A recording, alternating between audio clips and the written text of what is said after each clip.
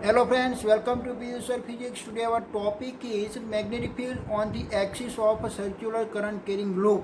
Circular current carrying loop हमारे पास ऐसे हमारे पास circular current carrying loop available है, इसमें से कंटिन्यूसली करंट का फ्लो हो रही है. ओके, सपोज के this is the axis of circular current carrying loop, ये है उसकी एक्सिस. ठीक है.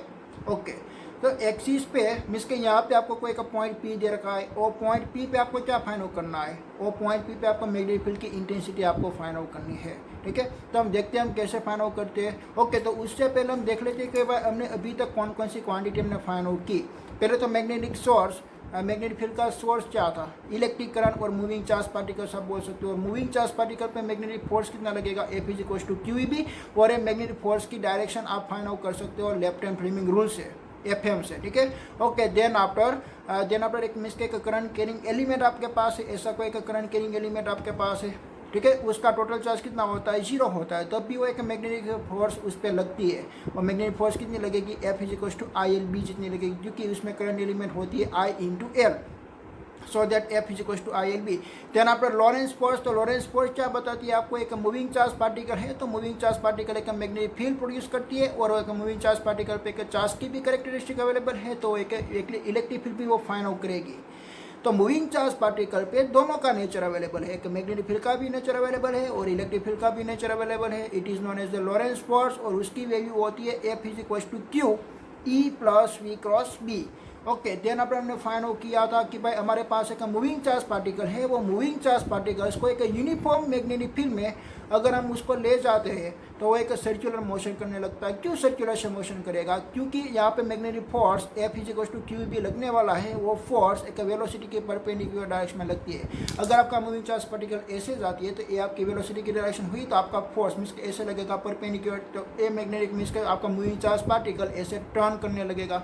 ठीक है. ओके, तो वो जो रिवोल्यूशन करती है, तो रिवोल्यूशन जो भी कोई पार्टिकल करती है तो भाई सेंटर में के सेंटीपिटल फोर्स प्रोड्यूस होता है mv²/r. और सेंटीपिटल फोर्स का इफेक्ट कौन प्रोड्यूस कर रहा है, एक मूविंग चार्ज पार्टिकल्स. तो मूविंग चार्ज पार्टिकल्स पे किसका फोर्स लग रहा है, मैग्नेटिक फोर्स का. और ये मैग्नेटिक फोर्स कौन सा है, F is equal to QEB. तो QEB से यहाँ पे सेंटीपिटल फोर्स फाइंड आउट हुआ. ओके, और दोनों के इक्वेशन से आप उसकी रेडियस भी निकाल सकते हो, एंगुलर फ्रीक्वेंसी भी निकाल सकते हो, फ्रीक्वेंसी निकाल सकते हो, टाइम पीरियड निकाल सकते हो. ठीक है. और देन आफ्टर उसके काइनेटिक एनर्जी भी आप निकाल सकते हो. ओके, सभी क्वांटिटी आपने निकाली. देन आफ्टर आपको दूसरा ये स्टडी करना है कि भाई एक मूविंग चार्ज पार्टिकल्स को आप कोई एंगल के साथ आप रिप्रेजेंट कर रहे हो एक यूनिफॉर्म मैग्नेटिक फील्ड में, आप एंगल के साथ एंटर करवाएंगे तब वो एक हेलिकल पाथ बनाएगा. तो हेलिकल पाथ की पिच की वैल्यू भी आप फाइंड आउट कर सकते हो. ठीक है. ओके, देन आफ्टर हमने देखा था वेलोसिटी फिल्टर का वेलोसिटी सिलेक्टर. तो इसमें हमने क्या देखा था कि भाई यहाँ पे हमारे पास एक source of radio active element होती है. एक रेडियो एक्टिव एलिमेंट का क्या मीनिंग हुआ, source of positive charge particles और नेगेटिव चार्ज पार्टिकल्स. तो हमारे पास कोई ऐसा रेडियो एक्टिव एलिमेंट है तो इसमें से एक पॉजिटिव चार्ज मीन्स के इमिट हो रहा है. वो जो पॉजिटिव चार्ज इमिट हो रहेगा तो उसकी एनर्जी डिफरेंट होगी. उसके पास एक काइनेटिक एनर्जी होती है 1/2mv², और काइनेटिक एनर्जी में वेरिएबल क्या होती है, वेलोसिटी. तो सभी की वेलोसिटी डिफरेंट होती है, बट हमको यहाँ पे एक न्यूक्लियर फिजिक्स का एक एक्सपेरिमेंट करना है. वहाँ पे हमको एक चार्ज पार्टिकल्स को हिट करवानी है, एक पर्टिकुलर एक वैल्यू ऑफ वेलोसिटी वाली और पर्टिकुलर मीन्स के एनर्जी वाली हमको एक अल्फा पार्टिकल को हमको स्ट्राइक करवानी है. तो इसके लिए आपको क्या करना पड़ेगा, जो यहाँ से जो सभी अल्फा पार्टिकल इमिट हो रहे हैं इसमें से आपको सेपरेट करना पड़ेगा. तब सेपरेट कैसे करेंगे, वेलोसिटी फिल्टर सर्किट से आप सेपरेट करेंगे. ठीक है. ओके, तो उसका इक्वेशन निकलता था V is equal to EF1B. आपको वेलोसिटी चाहिए 100, तो आपको E और B के बीच का जो रेशो है वो रेशो आपको फाइनल कंसिडर करना पड़ेगा 100. मीन्स के इलेक्ट्रिक फील्ड की इंटेंसिटी आपको मैग्नेटिक फील्ड की इंटेंसिटी से 100 टाइम ज़्यादा रखनी पड़ेगी, तब उसकी वेलोसिटी कितनी फाइंड आउट होगी, 100 फाइंड आउट होगी. ठीक है. ओके, देन आफ्टर हमने क्या फाइंड आउट किया था, देन आफ्टर हमने साइक्लोट्रॉन स्टडी किया हुआ था. Cyclotron is a device, it is the used to produce the energetical charge particle. वो एक चार्ज पार्टिकल्स हमारा है तो उसकी एनर्जी को इंक्रीज कर देता है, वो एक रिवोल्यूशन करवाता है. ये चार्ज पार्टिकल को जब वो रिवोल्यूशन करवाएगा तब उसकी रेडियस भी इंक्रीज होती है और उसकी वेलोसिटी भी इंक्रीज होती है. अगर वेलोसिटी इंक्रीज होती है तो उसके पास एनर्जी भी क्या होगी, इंक्रीज होगी. ठीक है. और लास्ट में यहाँ पे एक विंडो होगी और विंडो में से वो अल्फा पार्टिकल्स को हम एक न्यूक्लियर फिजिक्स एक्सपेरिमेंट में हम स्ट्राइक करवा सकते हैं. तो उसका प्रिंसिपल क्या था, उसका प्रिंसिपल मीन्स के उसका एक्सेलरेशन इंक्रीज करने के लिए आप एक इलेक्ट्रिक फील्ड का यूज़ करते हैं और उसको टर्न करवाने के लिए आप एक मैग्नेटिक फील्ड का आप यूज़ करते थे, ठीक है। ओके, तो दोनों फील्ड यहाँ पे अवेलेबल थी। ओके, ये पूरे का पूरा उसका कंस्ट्रक्शन भी आपने देखा और उसकी लिमिटेशन भी आपने देखी। उसकी लिमिटेशन क्या थी कि भाई उसकी लिमिटेशन ये थी कि भाई अगर हमने डिस्क का जो डायमीटर है वेरी लार्ज हमने बना दिया तो वहाँ पे आप यूनिफॉर्म मैग्नेटिक फील्ड मेंटेन नहीं कर पाएंगे। वहाँ पे यूनिफॉर्म मैग्नेटिक फील्ड मेंटेन नहीं कर पाएंगे तो वहाँ पे सिंक्रोनाइज प्रोसेस मीन्स जो सिंक्रोनाइज प्रोसेस है वो डिस्टर्ब हो जाएगी। What is a synchronize process कि भाई फ्रीक्वेंसी ऑफ द ऑक्सीलेटर क्या जहाँ पे होती है, जो आपका टर्मिनल चेंज करती है उसको हम बोलते हैं ऑक्सीलेटर। और देन आपने मूविंग चार्ज पार्टिकल है वो जो रिवोल्यूशन करती है तो उसके पास भी फ्रीक्वेंसी होती है। दोनों की फ्रीक्वेंसी सेम होनी चाहिए। अगर दोनों की फ्रीक्वेंसी सेम है तभी ये प्रोसेस होने वाली है। तो यहाँ पे आपका मैग्नेटिक फील्ड की इंटेंसिटी भी क्या होनी चाहिए, सेम होनी चाहिए। बट आपकी जो मैग्नेटिक फील्ड की इंटेंसिटी ज़्यादा या कम हुई तो सिंक्रोनाइजेशन प्रोसेस मिस के डिस्टर्ब हो जाएगी और डिस्टर्ब हो जाएगी तो मूविंग चार्ज पार्टिकल्स नहीं आपको मिलेगा, ठीक है। वो स्टॉप हो जाएगा, जो सर्कुलेशन मोशन करती है वो एक स्टॉप हो जाएगी, ठीक है। ओके, तो ये उसकी एक लिमिटेशन है। देन आप दूसरी लिमिटेशन क्या है कि भाई आप एक इलेक्ट्रॉन का भी नहीं यूज़ कर पाएंगे। क्यों? इलेक्ट्रॉन और प्रोटॉन का मास का डिफरेंस बहुत ज़्यादा है। प्रोटॉन बहुत हेवी है इलेक्ट्रॉन के कंपैरिजन में, वो आपको मालूम है। क्योंकि प्रोटॉन का मास की वैल्यू होती है 1.67 × 10⁻27 किलोग्राम और मास ऑफ इलेक्ट्रॉन होती है 9.1 × 10⁻31 किलोग्राम। उसकी भी इसका बहुत डिफरेंस है, इसलिए आप इलेक्ट्रॉन का नहीं यूज़ करते। इलेक्ट्रॉन भी इसके प्रोटॉन से हल्का है, ठीक है। तो उसकी फ्रीक्वेंसी बहुत ज़्यादा हो जाएगी comparison to oscillator frequency. Okay, तो वो एक सिंक्रोनाइजेशन प्रोसेस को क्या करेगी, वापस इसके डिस्टर्बेंस क्रिएट करेगी। ओके, देन अपन हमने क्या स्टडी किया था कि भाई magnetic field is due to the different shape. मिस के आपने एक स्टेट कंडक्टर आपने कंसिडर किया हुआ है, तो स्टेट कंडक्टर में करंट आई पास आउट होगा तो उसकी अराउंड एक मैग्नेटिक फील्ड प्रोड्यूस होगी ऐसे। देन आपने एक सर्कुलर रिंग कंसिडर किया है, तो सर्कुलर रिंग में से आप करंट का फ्लो करवाएंगे तो आपकी मैग्नेटिक फील्ड लाइन ऐसे प्रोड्यूस होगी, ठीक है। मिसके एंटी क्लॉकवाइज डायरेक्शन में आप फिर मिसको करंट का फ्लो करवाएंगे तो मैग्नेटिक फील्ड लाइन आपकी एग्जिट होती है। तो एंटी क्लॉकवाइज डायरेक्शन वो कैसा बिहेव करेगा, एक नॉर्थ पोल जैसा, और क्लॉकवाइज डायरेक्शन कैसा बिहेव करेगा, एक साउथ पोल जैसा बिहेव करेगा, ठीक है। देखिए एक क्लॉकवाइज है तो एक मिसके electric field line magnetic field line आपकी इंटरसेक्ट हो रही है, इनसाइड जा रही है, तो उसका मीनिंग क्या हुआ कि भाई एक साउथ पोल जैसा वो बिहेव करती है, क्योंकि magnetic field line is exit on the north pole and enter in the south pole. Okay, then हमने ये भी स्टडी किया था कि भाई हमने एक ऐसी सर्कुलर रिंग हमने कंसिडर की हुई थी और उसका सेंटर में हमने मैग्नेटिक फील्ड हमने निकाला था। तो उसका इक्वेशन हमको मिला था μ0 B = μ0 I/2R। और देन हमने ये भी डिफाइन आउट किया था, हमने एक स्ट्रेट कंडक्टर फिनाइट लिया था लास्ट लेक्चर में। ओके, उसकी लेंथ भी एक आपकी फिक्स थी, ये आपका ए पॉइंट था, ये आपका बी पॉइंट था, और यहाँ से इतना डिस्टेंस आपका हम इसका आपने आर कंसिडर किया हुआ था। वहाँ पे आपका एक पॉइंट पी था, वहाँ पे आपने इंटेंसिटी फाइंड आउट की थी। वो इंटेंसिटी का इक्वेशन आपको मिला था B = μ0 I/4πr sin φ + sin φ2। अभी आपको क्या स्टडी करना है कि भाई आपको वापिस से सर्कुलर रिंग लेनी है और ये सर्कुलर रिंग की एक्सिस पे, पहले आपने उसके सेंटर में आपने फाइंड आउट किया था, बट अभी आपको उसकी एक्सिस हुई तो एक्सिस पे आपको यहाँ पे पॉइंट आपको डिसाइड करना है। वो पॉइंट पे आपको क्या फाइंड आउट करनी है, वो पॉइंट पे आपको एक मैग्नेटिक फील्ड आपको फाइंड आउट करनी है, ठीक है। ओके, तो हम वो फाइंड आउट करते हैं, ठीक है। Okay, today our topic is magnetic field on the axis of current carrying circular coil. तो पहले हमने ऐसा क्वेश्चन हमने स्टडी किया था, हमने एक करंट कैरिंग एक कॉइल डिसाइड कंसिडर किया हुआ था, वो करंट कैरिंग कॉइल की सेंटर में हमने मैग्नेटिक फील्ड फाइंड आउट किया था, ठीक है। और इसका इक्वेशन हमको मिला था B = μ0 I/2R। देखिए कि मेरे पास ऐसी कोई एक circular current carrying loop available है, ये हमारे पास ऐसी कोई current carrying circular loop available है, ठीक है। ओके, और ये हुई उसकी एक्सिस, ये है उसकी एक्सिस, ओके, ठीक है। आप ऐसे भी आप देख सकते हो, ये है उसकी एक्सिस ऐसे, ठीक है। ओके, ये एक्सिस है। देन आफ्टर यहाँ से करंट का फ्लो हो रही है कंटिन्यूसली, यहाँ पे करंट का फ्लो हो रही है। ओके, तो ये एक्सिस है, तो एक्सिस से लेके एक्स डिस्टेंस तक आप ये डिस्टेंस देख रहे हो। यहाँ पे मिस के आप जो ब्लू पोर्शन देख रहे हो वहाँ पे आपको कोई एक गिवन पॉइंट P दे रखा है, और गिवन पॉइंट P पे आपको मैग्नेटिक फील्ड की इंटेंसिटी आपको फाइंड आउट करनी है, ठीक है। ओके, आप कैसे फाइंड आउट करेंगे, मैं उसकी मैं फिगर में यहाँ पे ड्रॉ करता हूँ। देखिए कि भाई आपको यहाँ पे एक सर्कुलर रिंग दे रखी है ऐसी, ओके, ये आपकी एक सर्कुलर रिंग है, ठीक है। और ये सर्कुलर रिंग के सेंटर में से ए पास आउट हुई उसकी एक्सिस, यहाँ पे आपका P1 पॉइंट P दिया हुआ है, ओके। और ये सर्कुलर कॉइल की रेडियस भी आपको दे रखी है, सपोज कि आपको रेडियस दे रखी है मीन्स के capital R, this radius is capital R. Okay, then after a center से लेकर गिवन पॉइंट पी तक का डिस्टेंस आप कंसिडर कर लीजिए कि भाई दिस डिस्टेंस इज एक्स, ये डिस्टेंस आपका एक्स है, ठीक है। ओके, तो मैं इतनी जो आपको गिवन डेटा आपको ये दे रखा है कि भाई एक सर्कुलर कोयल आपको दे रखी है जिसकी रेडियस एक आर है और सेंटर से लेके एक्स जितना डिस्टेंस पे आपको गिवन पॉइंट पी दे रखा है, वो गिवन पॉइंट पी पे आपको इंटेंसिटी आपको निकालनी है। ओके, तो जो गिवन क्वांटिटी दे रखी है वो मैं यहाँ पे लिख देता हूँ कि भाई P is a point at the distance x, P is a point at distance x from the centre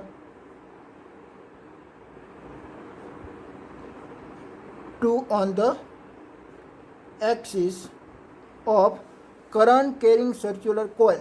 तो इसको मैं क्या लिख सकता हूँ, see current carrying circular coil, ठीक है। Okay, then after let's take one current element. Okay, तो हमको एक वन करंट एलिमेंट भी हमको डिसाइड करना पड़ेगा। कैसा करंट कैरिंग एलिमेंट, देखिए कि भाई ये आपके पास क्या अवेलेबल थी, ये आपके पास मीन्स के सर्कुलर रिंग अवेलेबल है, सर्कुलर कंडक्टिंग कॉइल, और ये है उसकी एक्सिस। ओके, देन आप एक करंट एलिमेंट लेना चाहेंगे तो कहाँ पे करंट एलिमेंट लेंगे, यहाँ पे, ठीक है। आपने इतना सा छोटा सा एक करंट एलिमेंट आपने डिसाइड कर लिया, यहाँ से लेके यहाँ तक का करंट एलिमेंट आपने डिसाइड कर लिया ऐसे। ओके, तो ये आपका हो गया करंट एलिमेंट, ठीक है। ओके, तो इसमें से करंट एलिमेंट हम क्या बोलते हैं, उसको आइडियल हम बोलते हैं, उसको हम बोलते हैं आइडियल। तो ये हमारा हो गया आइडियल। तो देखिए भाई आइडियल की डायरेक्शन कैसी है, आइडियल की डायरेक्शन में इसके करंट का फ्लो ऐसे हो रहा है, ऐसे, ठीक है। तो आपका थंब कहाँ पे आ रहा है, वहाँ पे भी आ रहा है, ऑन दी एक्सिस पे ही आ रहा है, ख्याल है आपको। ओके, देन आप देखिए कि भाई वहाँ पे मैग्नेटिक फील्ड आपको क्या मिलेगी, कैसे आपको मैग्नेटिक फील्ड मिलेगी। यहाँ पे मैग्नेटिक फील्ड आपको थंब कहाँ पे रखना था, ऐसे, आपको थंब ऐसे रखना है। और ये देखिए कि भाई ये जो मेरी उंगली है वो एक एक्सिस पे जा रही है, बट यहाँ से आपको ऐसे टर्न भी करवाना पड़ेगा। तो देखिए मैं यहाँ पे ऐसे मैं बनाता हूँ, देखिए कि भाई ये आपका करंट कैरिंग एलिमेंट है, तो यहाँ से लेके एक डिस्टेंस ऐसे, देखिए कि भाई ये आपका मिस्टर मान लीजिए कि ये आपकी एक्सिस है और यहाँ से लेके ऐसे। ओके, तो ये जो आपका बना दिस इज आर, ए वाला इसके जो ब्लैक वाली पेन है दिस इज आर बनेगा, ठीक है। ओके, तो मैं यहाँ पे ऐसे मैं ड्रॉ करता हूँ। देखिए कि भाई मैंने यहाँ पे एक करंट एलिमेंट आइडियल मैंने कंसिडर कर लिया, आइडियल। तो आइडियल से लेके गिवन पॉइंट पी तक का डिस्टेंस, क्योंकि आपके पास एक बियो-सेवर्न लॉ का इक्वेशन अवेलेबल है, D B is equal to mu naught I D L upon 4πr²। तो इसमें जो आइडियल होती है, आइडियल और अपन 4πr² में जो आर होती है, what is the distance R, this distance is between to ideal point to given point P, it not the R, it not the X, ठीक है। तो हमको यहाँ से लेके ये हमको पी को एक ऐसा कनेक्टर हमको कर देना है, तो हम उसको क्या बोलेंगे, डिस्प्लेसमेंट बोलेंगे आर, इसको हमने बोल दिया आर। ओके, और मैग्नेटिक फील्ड आपकी कैसे होती है, देखिए कि आप ऐसा मान लीजिए कि भाई ये आइडियल है, आइडियल एक एक्स एक्सिस पे है, आइडियल एक एक्स एक्सिस पे है, ऐसे है। देखिए ये मैं इसके करंट कैरिंग लिंक है यहाँ पे, और यहाँ से आपका वेक्टर ऐसे जा, ये आपकी एक आर है, आर आपकी ऐसी जा रही है एक क्रॉस में, बट ये एंगल कितना बनाती है उसकी भी, इसका ये आइडियल ऐसी जाती है, आइडियल आपकी ऐसी जाती है, और आपने ऐसे रखा है। तो देखिए आप ऊपर से आप देख सकते हो एक परपेंडिकुलर बनती है एंगल, एक करंट ऐसे फ्लो होती है और आपने इसके आर ऐसे रखा है, तो क्या कितना एंगल बनेगा उसकी भी, इसका 90 डिग्री एंगल बनेगा। तो आपका जो इक्वेशन है ना, mu naught D B is equal to mu naught ideal sine it upon 4πr², so that theta is equal to 90 degree, so that sine 90 is equal to हो जाएगी 1, और उसकी इक्वेशन बनेगी D B is equal to mu naught ideal upon 4πr²। Okay, तो ये distance are हो गया, but D B कहाँ पे आएगा, ए आपका मिसके हो गया आर ऐसे, और डी बी आपकी ऐसे आई मिलेगी आपको, ऐसे परपेंडिकुलर डायरेक्शन में आपको मिलेगी, ठीक है। तीनों तीन की डायरेक्शन क्या होगी, परपेंडिकुलर होगी। तो यहाँ से परपेंडिकुलर डायरेक्शन में एग्जैक्ट में ड्रॉ करूँ तो ऐसी परपेंडिकुलर डायरेक्शन आपको मिलेगी। किसके रिस्पेक्ट में आपको परपेंडिकुलर डायरेक्शन ड्रॉ करनी है, आर्क के रिस्पेक्ट में। पहले आर आइडियल की रिस्पेक्ट में क्या थी, 90 डिग्री, देन आफ्टर आर एक मिसके डी बी की रिलेशन में भी क्या आएगी, 90 डिग्री। ये आपको 90 डिग्री नहीं बताएगा, ये आपको 90 डिग्री नहीं देख रही है, क्यों नहीं दिख रही है, आप क्या एंगल देख रहे हो, ये आर और आर की बीच का एंगल देख रहे हो, ये आपको नहीं देखना है, बट आपको क्या देखना है, देखिए कि भाई आइडियल करंट आपकी ऐसी जाती है और आर आपका ऐसा है, क्या रहा, तो ये आपको एंगल देखना है 90 डिग्री, बट आप गलत देख रहे हो कि आपको मिस के ये कैपिटल आर और स्मॉल आर की बीच का एंगल नहीं देखना है, ख्याल आया? आपको किसके बीच का एंगल देखना है? आइडियल करंट एलिमेंट और आर के बीच का एंगल देखना है, वो आपका 90 डिग्री होगा, ठीक है। और ए भी आपका क्या हुआ? 90 डिग्री हुआ, तो ये आपको क्या मिल गया? डीबी मिल गया। This is the dB.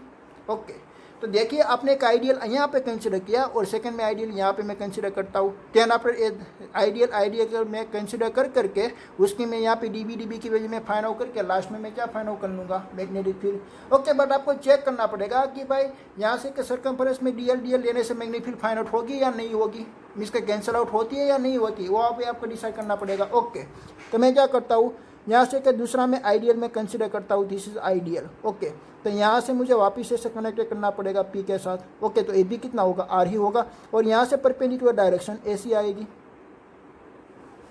तो आप साफ साफ देख रहे हो कि भाई एक मीन्स के ए आइडियल के लिए डीबी यहाँ पे है और ए आइडियल के डीबी यहाँ पे है, तो उसकी क्या रिजल्टिंग जीरो होगी ना? जीरो नहीं होगी, तो आपको कोई resulting magnetic field find out होगी, ठीक है। बट मैं यहाँ पे क्या करता हूँ, उसका वेक्टर का, ये आपको एक रिजोल्विंग वेक्टर उसका फाइंड आउट करना है। देखिए ये आपकी मीन्स के एक्सिस है, तो एक्सिस के साथ आप मान लीजिए कि भाई ये थीटा एंगल बनाती है, तो ए वाला कंपोनेंट क्या बनने वाला है? जो थीटा बनाती है वो कंपोनेंट मान लेते हैं कि भाई डीबी कोस थीटा कंपोनेंट होती है, और यहाँ से एक परपेंडिकुलर डायरेक्शन में एसीबी एलिमेंट होती है, वो उसको क्या बोलेंगे? डीबी साइन थीटा बोलेंगे, ठीक है। ओके, ए एंगल हमारा थीटा है, तो ड्यू टू दी जियोमेट्रिक, तो ए पी आपका एंगल क्या होने वाला है? थीटा एंगल होने वाला है। तो उसकी रिस्पेक्ट में मैं उसका नाम दे देता हूँ DB1, ए भी हो जाएगा DB1, ए भी हो जाएगा DB1, ये हो गया आइडियल 1 और ये हो गया आइडियल 2। ओके, तो ए भी हो गया 2, तो उसके रिस्पेक्ट में जो यहाँ पे एलिमेंट मिलने वाला है, this is the DB2 cos theta. Then after यहाँ पे एक एलिमेंट मिलने वाला है, वो मिलने वाला है DB2 cos साइन थीटा, ठीक है। ओके, ये देखिए डीबी साइन थीटा और डीबी साइन थीटा, ये दोनों क्या है? अपोजिट डायरेक्शन में है ना, तो दोनों अपोजिट डायरेक्शन में है, वो दोनों की मैग्नीट्यूड की वैल्यू भी सेम होती है, तो ये दोनों कैंसिल आउट हो गए, बट ये दोनों ऐड हो जाएंगे क्योंकि दोनों की डायरेक्शन सेम ही आ रही है। ख्याल आया? तो ओके, तो मैं आगे का मैं लिखता हूँ, आपने जो आइडियल डिसाइड किया है यहाँ पे, मैं आइडियल का यहाँ पे सेंटेंस लिख दूंगा कि भाई let's take one current element. आपने एक वन करंट एलिमेंट आपने सिलेक्ट किया हुआ है, one current element is DL, और डीएल कंसिडर करके आप पूरी एक सर्कुलर रिंग का मिसके क्या फाइंड आउट कर लेंगे? करंट के सभी की वैल्यू ले लेंगे और उसकी मैग्नेटिक फील्ड आप फाइंड आउट करेंगे, ठीक है। आपने पहले कौन कौन से लिया? देखिए ए सी आपकी एक्सिस है, तो आपने पहले ए वाला लिया और ए वाला, बाद में इन दोनों की पेयर हो गई, इन दोनों की पेयर का आपका रिजल्ट क्या फाइंड आउट हो गया? DB cos theta find out हुआ, डीबी साइन थीटा तो कैंसिल आउट हो गया। देन आफ्टर इन दोनों की मैं पेयर लूँगा, देन आफ्टर इन दोनों की मैं पेयर लूँगा, ऐसे ऐसे मैं पूरे सर्कमफरेंस का मैंने पेयर ले लिया। ख्याल आया आपको? ओके, तो ऐसे मैंने एलिमेंट डीएल ले लिया, तो displacement of the P is R, तो उसका डिस्प्लेसमेंट हमने क्या कंसिडर कर लिया? आर। तो डिस्प्लेसमेंट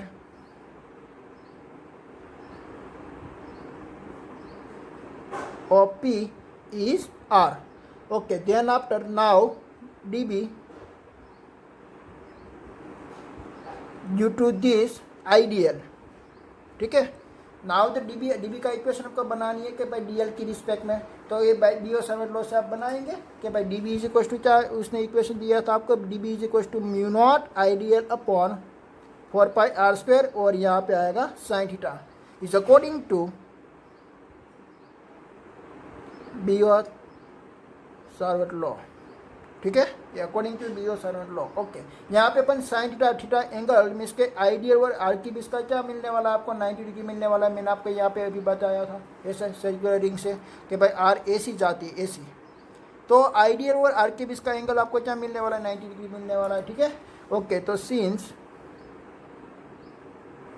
थीटा डीएल और आर के बीच का होगा 90 degree, so that sine 19 is equals to 1। Okay, तो D B is equal to आपको क्या फाइंड आउट होगा? Mu naught I DL upon 4πr² find out होगा, ठीक है। ओके, देन पर ये आपको कंपोनेंट के बारे में लिख देना है, जैसे आपने यहाँ पे रिजोल्विंग वेक्टर फाइंड आउट किया उसके बारे में आपको लिख देना है कि भाई for all DL diametrically opposite any things the dB is found, बराबर। तो आपने यहाँ पे आइडियल ले लिया, तो उसकी अपोजिट आइडियल यहाँ पे आपने लिया, तो उसका भी डीबी आपका फाइंड आउट होगा, उसका भी आपको एक डीबी फाइंड आउट हुआ, ठीक है। ओके, तो आप डीबी इसके फाइंड आउट करके रहेंगे, ठीक है। ओके, सभी का आपको एक डायमेट्रिकली और एलिमेंट का आपको डीबी फाइंड आउट करना है, तो for all diametrically opposite another dB is found। आपने एक दूसरा डीबी आपने फाइंड आउट कर लिया, ठीक है। ओके, तो यहाँ पे डीबी cos थीटा क्या है? DB cos theta is along the axis, ये सर्कुलर रिंग के अलोंग द एक्सिस हो रहा है। और डीबी साइन थीटा क्या हो रहा है? DB sine theta is a perpendicular हो रही है, ठीक है। तो डीबी साइन थीटा और DB sine theta cancel out होगी, but DB cos theta cancel out नहीं होने वाली है। तो ये भी आपको लिखना पड़ेगा कि भाई dB cos theta is along axis for every DL. अब कोई भी डीएल कंसिडर कीजिए, पर यहाँ पे डीबी cos थीटा आपकी क्या आने वाली है? अलोंग दी एक्सिस से आने वाली है, ठीक है। तो ये आपकी कैंसिल मीन्स के अलोंग दी एक्सिस होगी। तो combines while the dB sine theta DL is combines, और दोनों कंबाइंस हो जाएगी। और while dB sine theta is cancel out, because ये दोनों की डायरेक्शन अपोजिट है और दोनों का मैग्नीट्यूड भी सेम है। तो उसका रिजल्टेंट क्या फाइंड आउट मिलेगा? आपको 0 मिलेगा, ठीक है। तो DB sine theta is cancel out,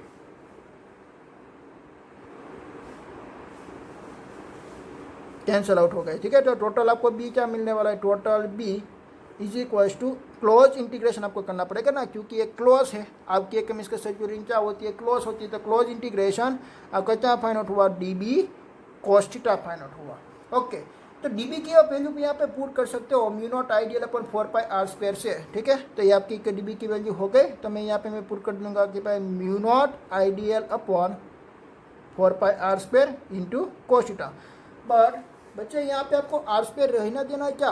ये r² क्या होती है? देखिए, मैं पॉइंट पी की मैं इसके वैल्यू में चेंज कर दूंगा। ये पॉइंट पी को मैं यहाँ पे ले आऊँगा तो r की वैल्यू चेंज हो जाएगी। तो r is not constant. Okay, आपको गिवन क्वांटिटी क्या क्या दे रखी है? ये आपको एक स्मॉल आर नहीं दे रखा है। आपको क्या दे रखा था? एक सर्कुलर रिंग की एक रेडियस दे रखी थी, और उसके सेंटर से लेके गिवन पॉइंट पी तक का डिस्टेंस आपको एक्स दे रखा था।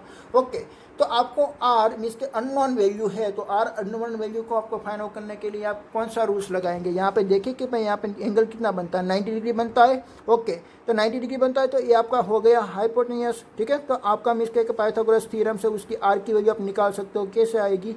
x² + r² रेज़ टू 1/2 में लिख सकता हूँ, क्योंकि पाइथागोरस थ्योरम से r² = r² + x² होती है ना। बट आपको तो r फाइंड आउट करनी है, तो r आप क्या लिख सकते हो? x² + r², और उसका ऑर्डर मैंने लिख दिया 1/2, ठीक है। तो ऐसे चलेगा। ओके, देन आफ्टर मैं यहाँ पे मैं उसकी वैल्यू में पुट करता हूँ। देखिए कि भाई close integration mu naught I DL upon 4π, और यहाँ पे आ जाएगा x² plus capital r², x² plus capital r², क्योंकि यहाँ पे ऑर्डर 1/2 है, बट उसका आप स्क्वायर करेंगे तो उसका स्क्वायर हो जाती है 1/2, और इंटू 2 = 1, ठीक है। और यहाँ पे मैं क्या लिख देता हूँ? cos theta. देखिए स्टूडेंट, यहाँ पे आपको थीटा की वैल्यू फाइंड आउट करनी है। आप कैसे फाइंड आउट करेंगे? देखिए, मैं आपको फाइंड आउट करके बताता हूँ, बट आपका यहाँ पे फोकस रखना पड़ेगा। देखिए कि भाई ये यहाँ पे आपको थीटा एंगल दे रखा है। ओके, तो ये कितना एंगल हुआ? यहाँ से लेके ये वाला एंगल कितनी होगी? 90 डिग्री होगी। ओके, तो ये एंगल आपका कितना होगा? 90 माइनस थीटा होगा। ख्याल आया आपको? ये एंगल आपका 90 माइनस थीटा मिलने वाला, ए वाला एंगल। ओके, देन आफ्टर आपने क्या देखा था कि भाई ये आर से परपेंडिकुलर एंगल बना रही है। आर से परपेंडिकुलर एंगल बना रही है, तो उसकी भी इसका एंगल कितना होगा? ए से 90 डिग्री होगा। तो ए वाला एंगल 90 माइनस थीटा है, तो ए वाली एंगल कितनी होगी? थीटा एंगल होगी, क्योंकि टोटल एंगल कितना है? 90 डिग्री है ना।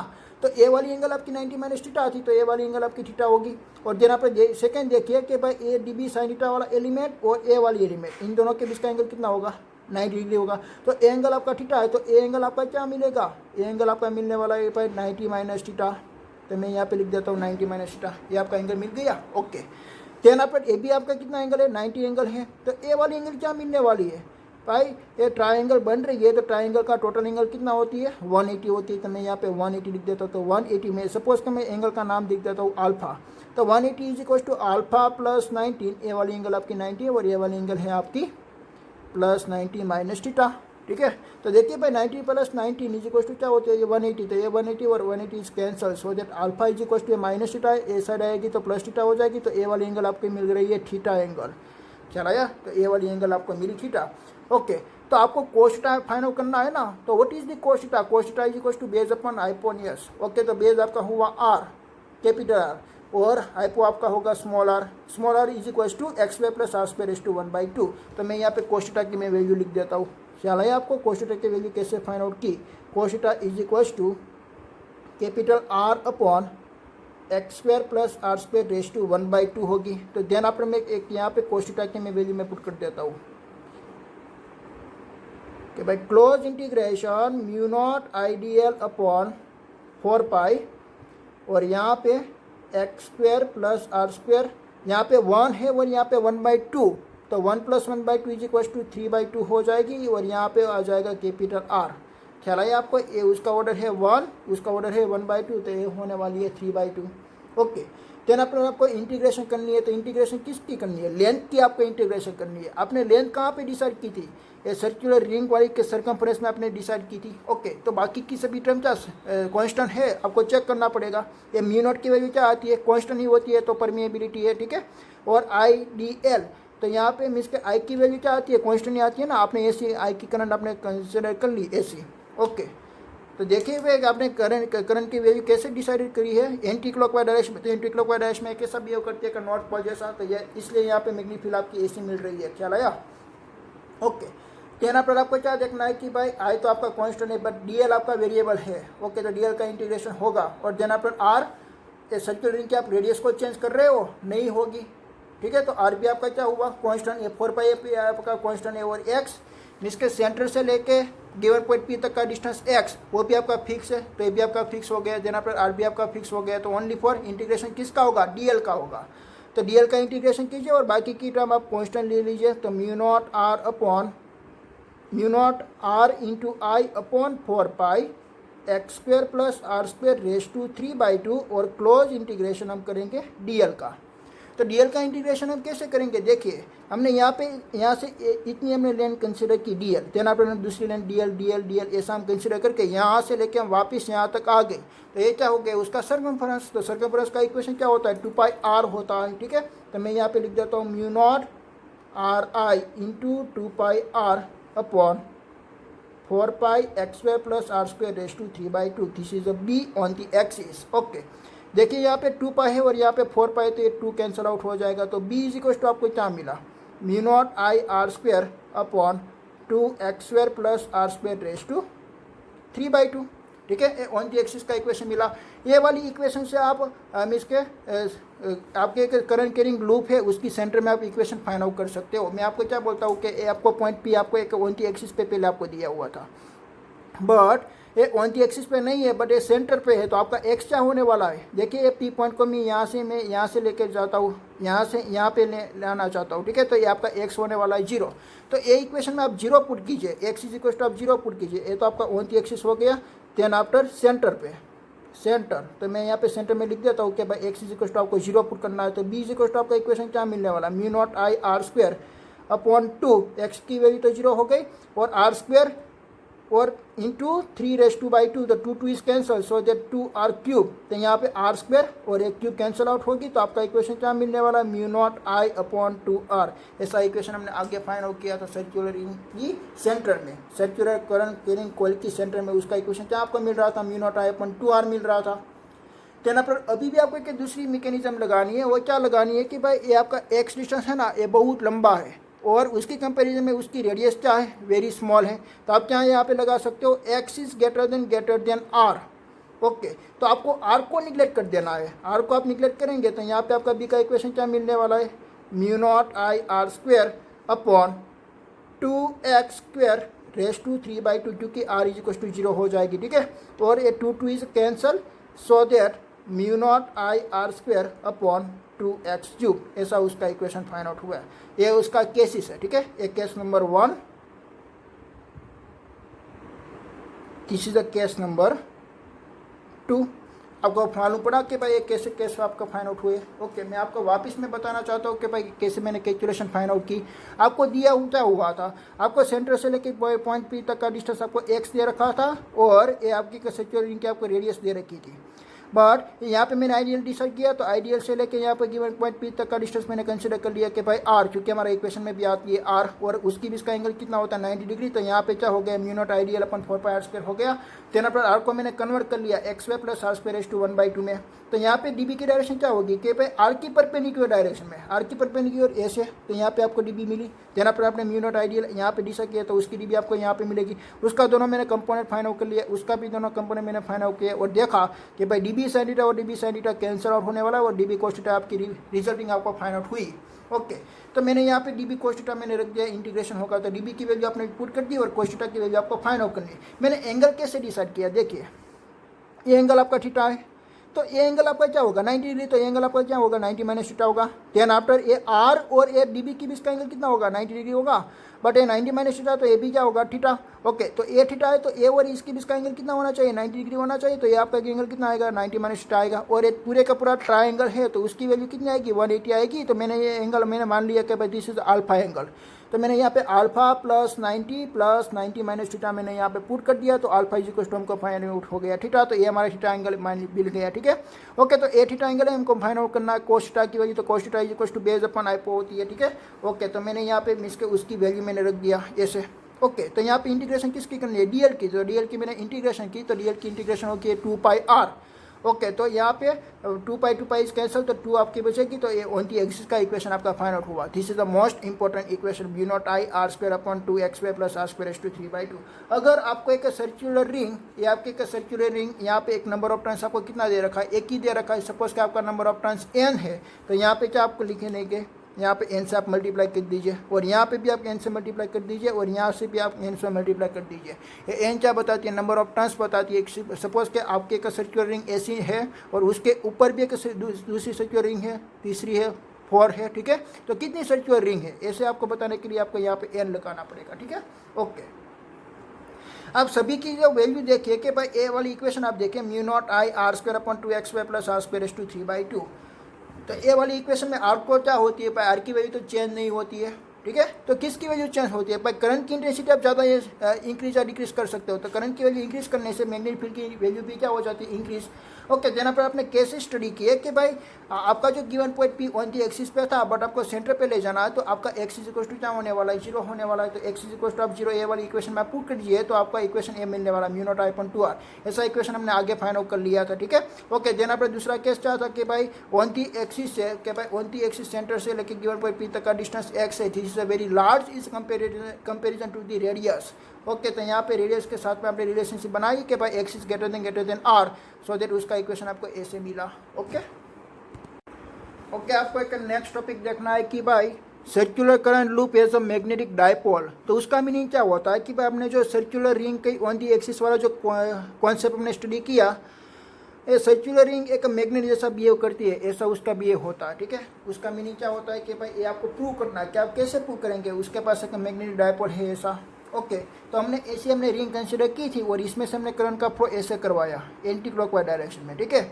और एंटी क्लॉकवाइज डायरेक्शन में हमने मीन्स का ऐसे हमने फिगर रख दिया, तो ये हमारा थंब क्या बताती है मैग्नेटिक फील्ड की डायरेक्शन बताती है। तो ये आपकी मैग्नेटिक फील्ड मीन्स के आउट डायरेक्शन में मीन्स के प्रोड्यूस हो रही है, आपकी मैग्नेटिक लाइन यहाँ से प्रोड्यूस हो रही है और ऐसी जा रही है। तो उसका मीनिंग क्या हुआ कि भाई ए अगर आप एक सर्कुलर रिंग में एक एंटी क्लॉकवाइज डायरेक्शन में करंट का फ्लो करवाएंगे, तो एक नॉर्थ पोल जैसा वो बिहेव करेगा, और अगर आपने एक क्लॉकवाइज डायरेक्शन में उसको रोटेशन करवा दिया ऐसे, तो आपकी मैग्नेटिक फील्ड लाइन मीन्स के इनसाइड जा रही है, तो आपकी magnetic field line south pole में क्या होती है इनसाइड जाती है, ठीक है।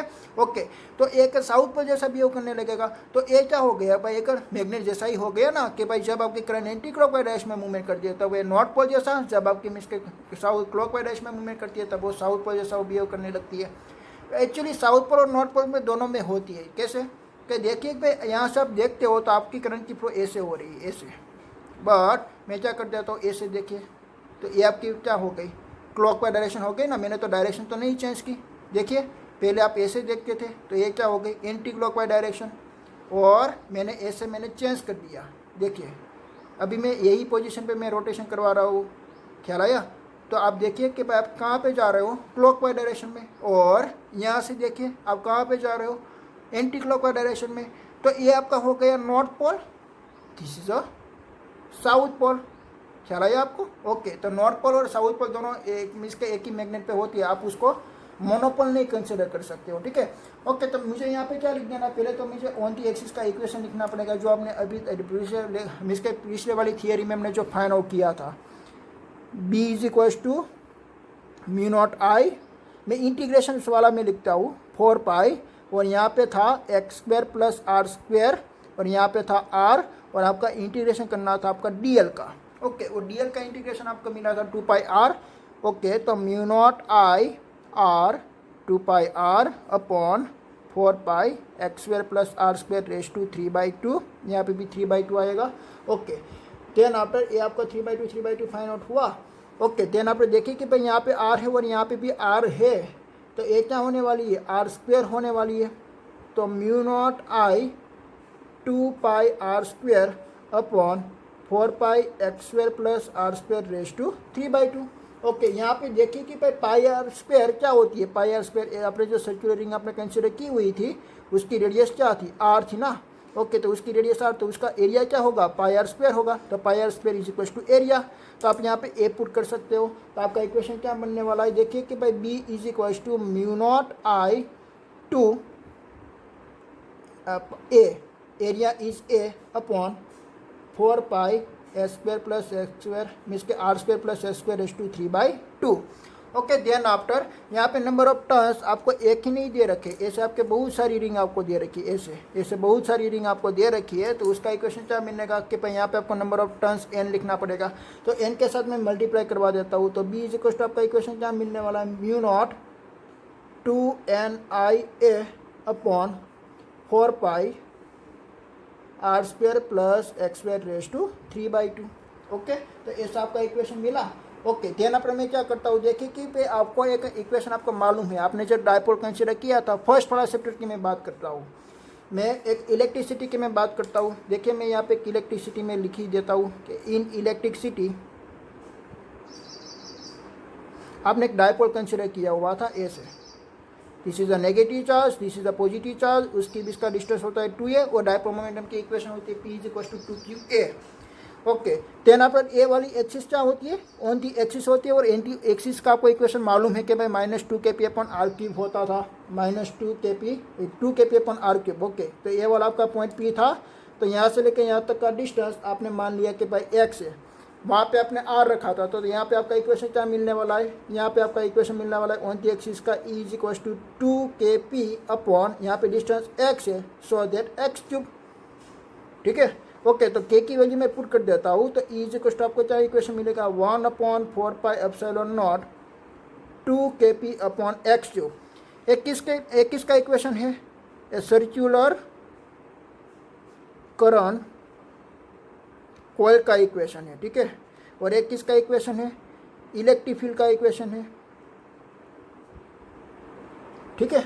ओके, देन आफ्टर हमको क्या करना है, ओके, इलेक्ट्रिक डायपोल मोमेंटम का इक्वेशन हमको मिल गया। ओके, और करंट कैरिंग कॉइल का हमको ए इक्वेशन मिला, और देन आफ्टर मैं क्या करता हूँ, ए वाली इक्वेशन में मैं एक एजम्पशन लगाना चाहता हूँ, ए वाली इक्वेशन में यहाँ पे वापस लिख दूंगा, B is equal to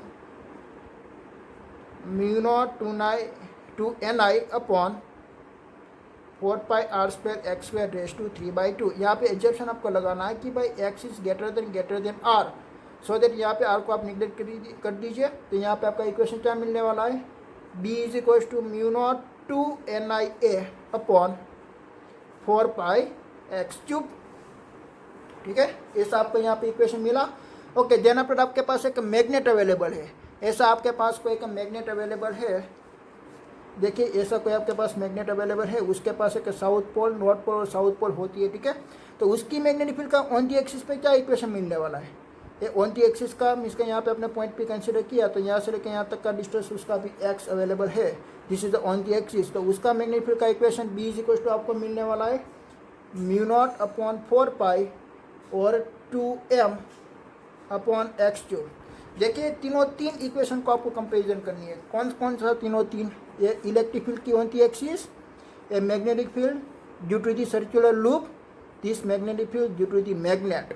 okay, तो तीनों में क्या है, देखिए कि भाई डिवाइड में 4 पाई है, यहाँ पे भी 4 पाई है, यहाँ पे भी 4 पाई है, यहाँ पे एप्सिलॉन नॉट है, क्यों एप्सिलॉन नॉट है? क्योंकि ये इलेक्ट्रिक फील्ड है इसलिए एप्सिलॉन नॉट है। परमिटिविटी ऑफ फ्री स्पेस पर मैग्नेटिक फील्ड होगी तो क्या होगी? म्यू नॉट होगी, और आपको मल्टीप्लिकेशन में लिखना है। अगर ये डिवाइड में है तो मल्टीप्लिकेशन में, अगर ये मल्टीप्लिकेशन होगा तो आपको डिवाइड में लिखना है, ठीक है। और ऐसे आपने यहाँ पे भी म्यू नॉट लगा दिया, ओके। यहाँ पे 2 है तो यहाँ पे भी 2 है और यहाँ पे भी 2 है। देन आफ्टर यहाँ पे क्या है भाई? मैंने यहाँ पे वापस क्या लगा दिया है, तो क्या नहीं लगाना था, ओनली फॉर 2p आएगा, ठीक है। This p is a momentum. Momentum किसकी? Electric dipole momentum. और यहाँ पे m क्या है? Magnetic dipole momentum. हम उसको क्या बोलते हैं? Magnetic dipole momentum. तो उसके साथ आप कंपैरिजन कीजिए कि भाई यहाँ पे p is electric dipole momentum, यहाँ पे m is a magnetic dipole momentum, तो यहाँ पे NIA भी क्या होगी? मैग्नेटिक मोमेंटम ही होगी ना। तो इन दोनों की कंपैरिजन करने से ध्यान आपने दूसरा देखिए कि भाई यहाँ पे x क्यूब है, यहाँ पे भी x क्यूब है और यहाँ पे भी x क्यूब है। तो आपने क्या मान लिया कि भाई capital M is magnetic momentum. चलाया तो M को मैं क्या लिख दूंगा? वेयर M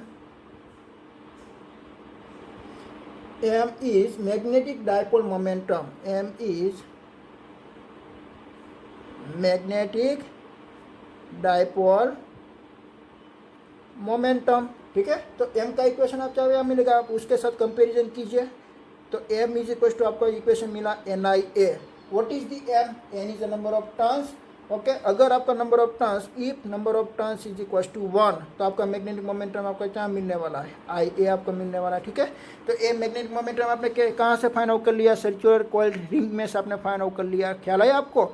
ओके, पता चला कि भाई electric field on the axis का इक्वेशन ऐसा मिल रहा था, उस ऐसा ही सिमिलर आपका magnetic field on the coil का आपको मिला, एक्सिस ऑन दी कॉइल का आपको मिला। देन आपका मैग्नेट ऑन दी एक्सिस का भी आपको ऐसा ही मिला, ओके। ये आपका ऑन दी एक्सिस का था, बट मैं आपको फाइंड आउट करना चाहता हूँ अभी इक्वेटोरियल एक्सिस का, ओके। तो इक्वेटोरियल एक्सिस का भी सेम ही फाइंड आउट होगा। देखिए इलेक्ट्रिक फील्ड के लिए फर्स्ट ऑफ ऑल मैं लिखूंगा इलेक्ट्रिक फील्ड के लिए,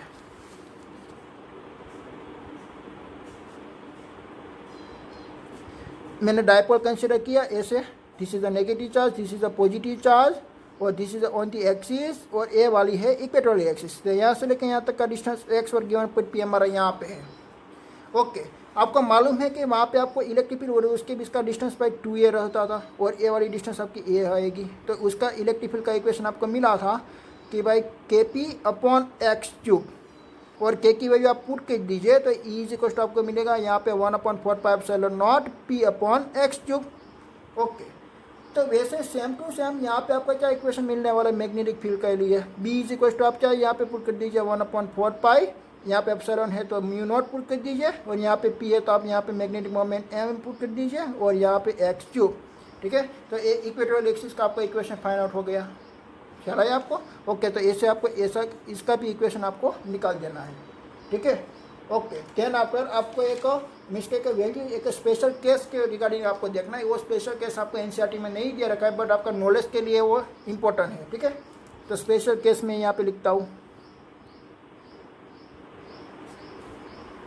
कि भाई आपको एक सर्कुलर रिंग ऐसी आपको दे रखी है, और ये उसकी एक्सिस है, this is a given point P, ये positive x axis, this is a negative x axis, okay. तो पहले तो मैं गिवन पॉइंट P के लिए मैं इक्वेशन बनाना चाहता हूँ मैग्नेटिक फील्ड का। तो मैग्नेटिक फील्ड भी आपने जो इक्वेशन अभी बनाया वही कि भाई म्यू नॉट 2NI πr² अपॉन 4π x² प्लस r² / 3/2, ओके। देखिए कि मैं यहाँ पे आप इसके यहाँ पे 4π भी कैंसिल होगा, 2 भी कैंसिल होगा, तो 2 हो जाएगा। तो उसका इक्वेशन क्या मिला आपको? Mu naught NI r² upon 2 x² प्लस r² / 3/2 आपको इक्वेशन मिला, ओके। देन आपको क्या देखना है कि भाई ए वाला पॉइंट मैं यहाँ पे सेंटर पे ले जाता हूँ, ए वाला पॉइंट मैं यहाँ पे सेंटर पे ले जाता हूँ। अगर मैंने सेंटर पे ले लिया तो यहाँ पे x इज इक्वल टू क्या होगा? यहाँ पे x इज इक्वल टू 0 होगा। अगर x इज इक्वल टू 0 होगा तो उसका इसके डिवाइड क्या हो गया? उसका डिवाइड 0 हो गया, तो मैग्नेटिक फील्ड की इंटेंसिटी क्या होगी? मैक्सिमम। तो मैग्नेटिक फील्ड की इंटेंसिटी कहाँ पे मैक्सिमम होती है? एट दी सेंटर पे। बट जैसे जैसे आप एक्सिस पे चले गए वहाँ पे उसकी मैग्नेटिक फील्ड की इंटेंसिटी बाई डिक्रीज होके जाएगी। क्यों? क्योंकि यहाँ पे उसका डिवाइड इसके ज़्यादा इंक्रीज होके जाएगा। डिवाइड इंक्रीज होगा तो उसका मीनिंग क्या हुआ कि भाई मैग्नेटिक फील्ड बी की इंटेंसिटी डिक्रीज होनी, ठीक है। बट आप सेंटर पे लेके जाएंगे तो सेंटर पे आप लेके जाएंगे तो x इज इक्वल टू 0 हो जाएगा, तो यहाँ पे मैग्नेटिक फील्ड की इंटेंसिटी ज़्यादा हो जाएगी। और कितनी हो जाएगी वो आपको मालूम है कि भाई म्यू नॉट NI r² अपन यहाँ पे लिखने वाला 2r क्यूब, तो r² कैंसल और यहाँ पे r क्यूब, तो आपका इक्वेशन फाइंड आउट हुआ n mu naught I upon 2r। तो ये इंटेंसिटी ए वाली इक्वेशन से उसकी इंटेंसिटी ज़्यादा हो गई।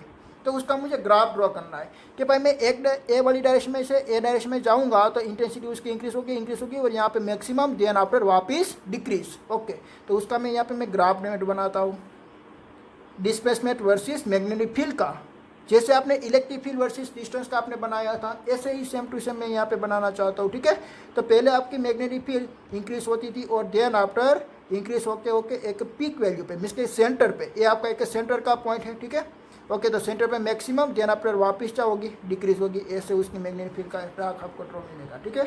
ओके, ये यहाँ पे आपको कोई एनसीईआरटी में ये पोर्शन नहीं दिया हुआ है, बट आपको नॉलेज के लिए मैंने आपको बताया। ओके, तो टुडे का जो टॉपिक मैंने आपको बताया सर्कुलर रिंग कॉइल का ऑन दी एक्सिस पे जो आपने मैग्नेटिक फील्ड का इक्वेशन फाइंड आउट किया, this is a most important topic. Exam के लिए भी मोस्ट इंपॉर्टेंट है, 4 मार्क्स की थियरी होती है एग्जाम में, ठीक है। ये मोस्ट इंपॉर्टेंट क्वेश्चन है, आपको एक ठीक से आपको स्टडी करना है, ठीक है। ओके।